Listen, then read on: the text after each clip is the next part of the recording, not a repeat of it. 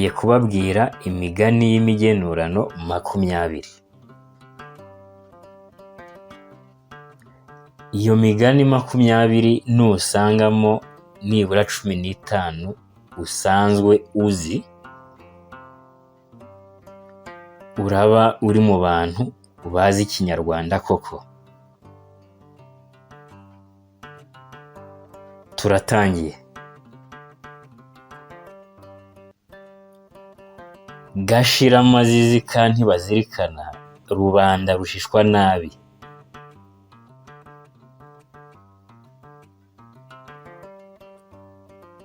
Ifundi yanyereye mu bivuzo iti kwisanga ntako bisa.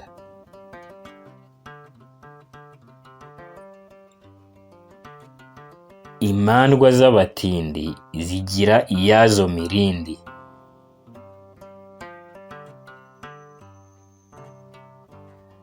Inshuti ikugora ikugoroza intege z'ikijumba.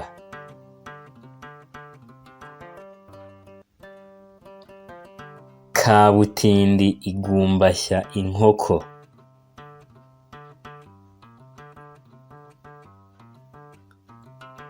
Kitirirwa umwana kagatera nyina akabondo.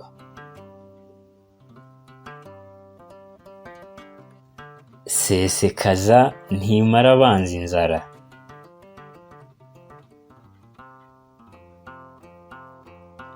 Ugushungura ntakuramo inkumbi.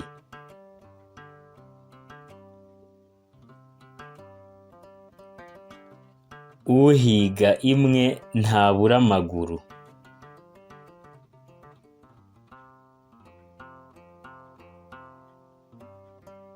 Ukubonye intambuko akurasa ingereko.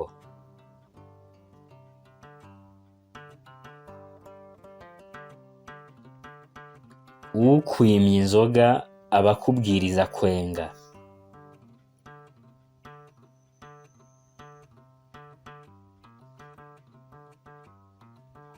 Umugaragu aruta ingaruzwamuheto.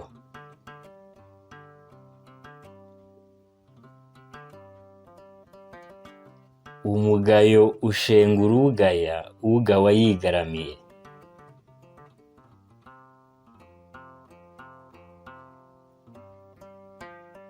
Umukunzi w'impyisi niwe irya mbere.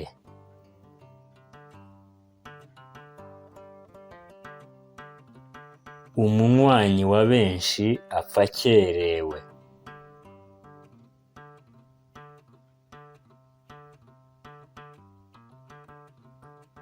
Umurika mu mbere yandurura aba yereka imbeba.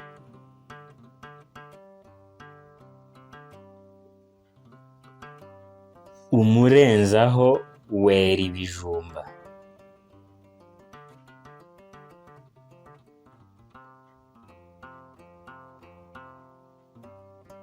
Wanga amahoro mu kebo, amaherere yaza ugatega intebo.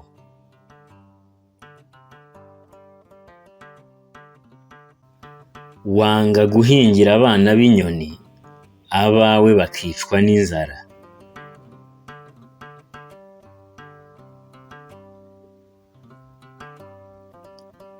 Uwagumiwe n'amenyo ahagamwa n'amazi.